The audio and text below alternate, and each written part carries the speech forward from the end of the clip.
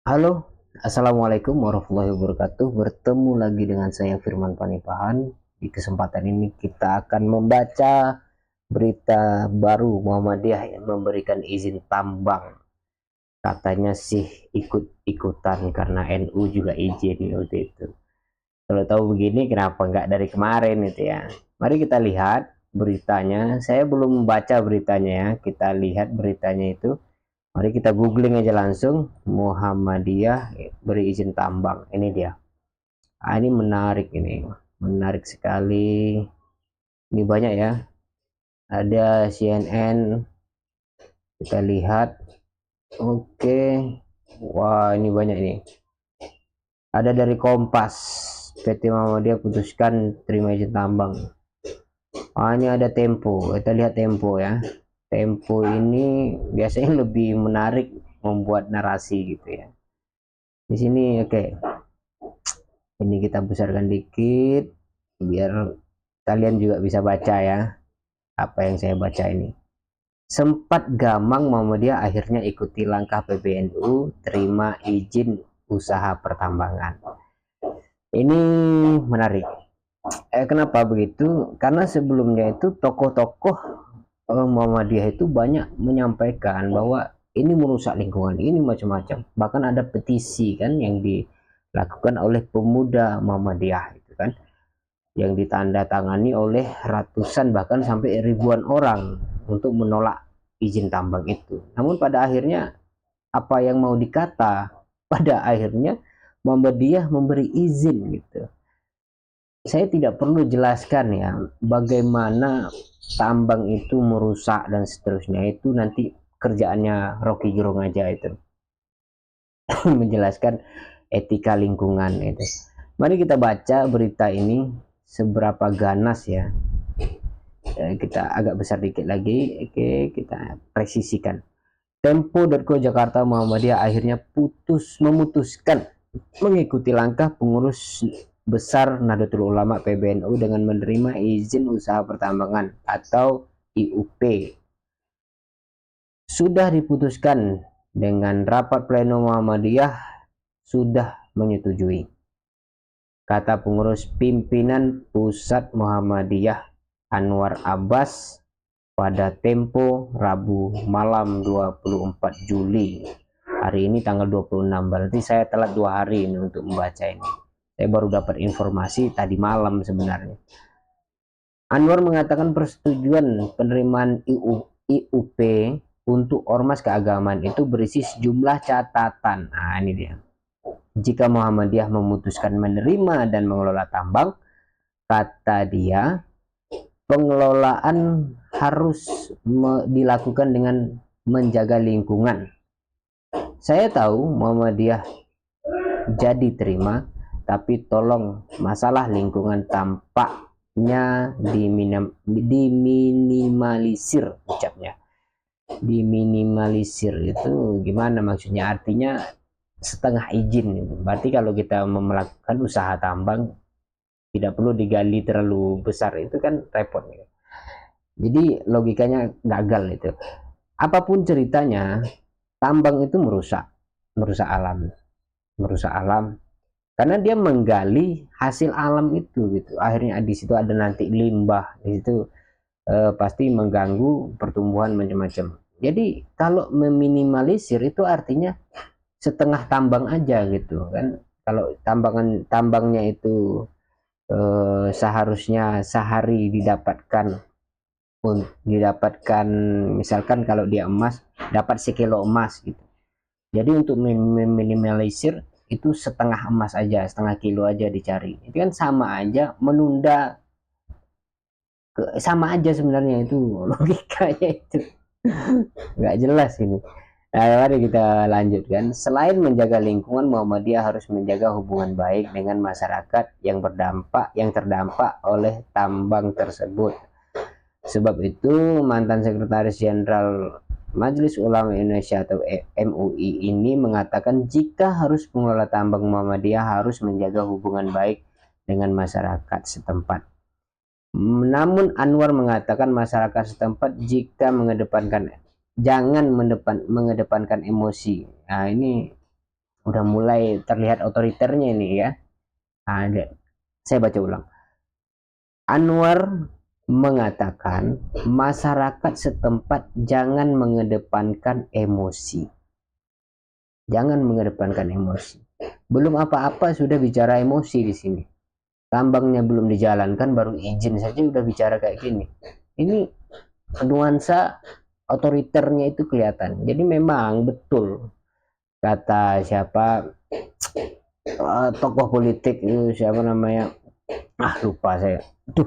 Yang jelas begini dia katakan, seseorang kalau sudah memegang kekuasaan itu dia lupa segalanya. Oke, itulah kira-kira begitu. Baru masih ngasih izin aja gitu, GR sekali kalau dia itu nanti dapat tambang juga, itu belum tahu juga itu. Tutur mantan bendahara PP Muhammadiyah itu ya. Selanjutnya, sebelumnya di tengah sikap Muhammadiyah yang masih gamang, pimpinan organisasi Islam terbesar kedua di tanah air ini diimbau untuk menolak IUP dari pemerintah. Imbauan itu disampaikan oleh kelompok anak muda kader Muhammadiyah melalui petisi, kader Muhammadiyah yang seperti saya sampaikan sebelumnya tadi. Jadi ada petisi dari kader Muhammadiyah ya. Melalui petisi ini di platform.ceng.org dan ditandatangani oleh ribuan orang. Ribuan orang, nyoh itu. Pegiat kader hijau Muhammadiyah Parana, disingkat Parana, membenarkan petisi ini dibuat dari hasil diskusi sejumlah elemen organisasi otonom kepemudaan Muhammadiyah. Meski begitu, dia mengaku petisi ini itu tidak mengatasnamakan organisasi tertentu. Kami mengatasnamakan individu pribadi masing-masing. Loh. Ini kok sampai ke sini nih? Apa ada yang ini kepencet ini tadi, ini kepencet, sorry kita lihat. Udah, ini apa, ini dia kembali lagi. Oke, ini ya, Bagi kader hijau itu mengatakan ini adalah urusan individu, mengatasnamakan individu, kata dia sangat dihubungi oleh Tempo. Mengatasnamakan individu. Di situ ada kepemudaan Muhammadiyah, terus di atas namakan individu. Emang dia siapa gitu? Orang mau tanda tangan itu karena dia mengatasnamakan pemuda Muhammadiyah, bagaimana mungkin gitu kan? Sekretaris Umum PP Muhammadiyah, kita lanjut, Abdul Mukti di Jakarta pada Kamis 11 Juli 2024 mengatakan Muhammadiyah tidak akan sembarangan dalam mengambil keputusan soal izin tambang untuk ormas. Ia menilai seluruh elemen dalam organisasi harus terlibat termasuk pengurus di tingkat daerah.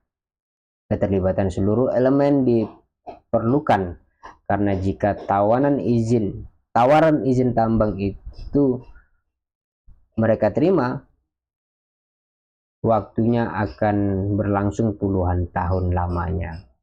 Ya memang tambang itu puluhan tahun ya, izinnya itu puluhan tahun. Saya juga nggak terlalu paham sih, yang jelas itu puluhan tahun dipegang oleh satu organisasi sebelum pindah ke tangan yang lain. Pihaknya juga menekankan Muhammadiyah sangat berhati-hati dalam mengambil sikap mengenai persoalan izin tambang ini untuk meminimalisir terjadinya perpecahan internal Muhammadiyah sendiri. Kenapa terjadi perpecahan itu kan? Nah, ini seperti yang dikatakan oleh banyak politisi, ketika ormas megang tambang ini nanti bagaimana gitu kan? Ini bisa rusak ini di dalam ini, siapa yang pegang dan seterusnya. Ini kata Abdul Mukid, jangan sampai dapat tambang tapi kita kemudian tarik tambang di dalam rumah, artinya kita pecah dalam rumah. Itu bagus ya, kita harus menyadari memang tambang itu untuk kepentingan organisasi gitu. Sebagaimana saya kutip ini dari omongan Nahdlatul Ulama sebagai ormas terbesar. Muhammadiyah kemudian menggelar rapat pleno pada Sabtu 13 Juli 2024 untuk mengkaji kebijakan pemerintah soal izin tambang untuk ormas keagamaan tersebut, termasuk memutuskan sikap jika mendapat tawaran mengelola tambang dari pemerintah. Keputusan Muhammadiyah menerima IUP terungkap setelah dihubungi Tempo pada Rabu malam kemarin. Oke, jadi begini guys. Saya ingin mereaksi ya dari sikap Muhammadiyah ini. Mereka demi menjaga hubungan baik dengan ormas lain itu kan menerima izin tambang itu.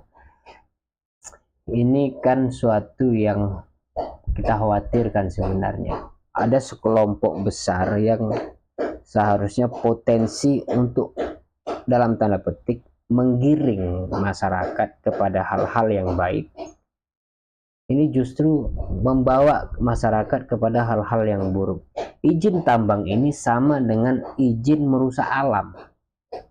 Ini yang kita repotkan. Padahal pembicaraan dunia hari ini itu tentang lingkungan, penghijauan. Dan ini akan sulit sekali diterima oleh masyarakat gitu ya. Dan masyarakat akan kehilangan tempat sebenarnya. Atau ini adalah momen-momen di mana nanti dua organisasi besar ini akan menjadi musuh bersama dari organisasi-organisasi kecil.